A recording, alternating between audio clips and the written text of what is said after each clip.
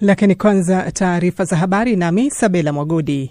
Israeli imetangaza kuwa imemuua mkuu wa kitengo cha ujasusi cha Basij nchini Iran, kikosi ambacho ni sehemu ya jeshi lenye nguvu la walinzi wa mapinduzi.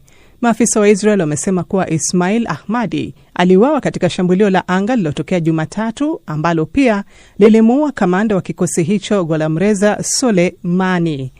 Aidha, jeshi la Israel limesema kuwa pia limetekeleza mashambulizi katika eneo la Nur kwenye mwambao wa bahari ya Caspian.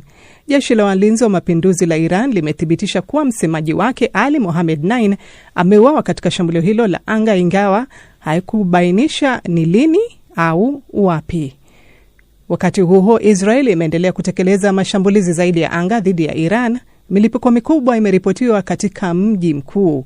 Vyombo vya habari vya Iran vimesema kuwa meli zake 16 za mizigo zilizotia nanga katika ghuba zimeteketezwa baada ya kulengwa.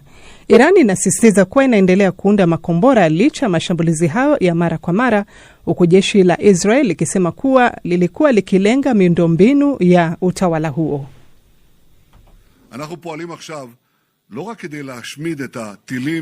Tutaendelea na mashambulizi, sio tu kuharibu makombora ya balistiki na miundo ya nyuklia iliyobaki.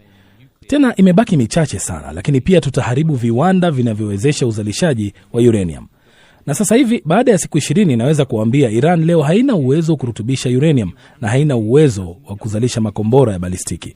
Tunaendelea kusambaratisha uwezo wao. Ethiopia imeagiza kampuni za mafuta kutoa kipaumbele cha usambazaji kwa vyombo vya usalama, viwanda na usafirishaji, huku nchi hiyo ikikabiliwa na uhaba wa mafuta unaohusishwa na mzozo Mashariki ya Kati. Taarifa zaidi na Agnes Penda. Mamlaka ya udhibiti wa nishati imesema itaimarisha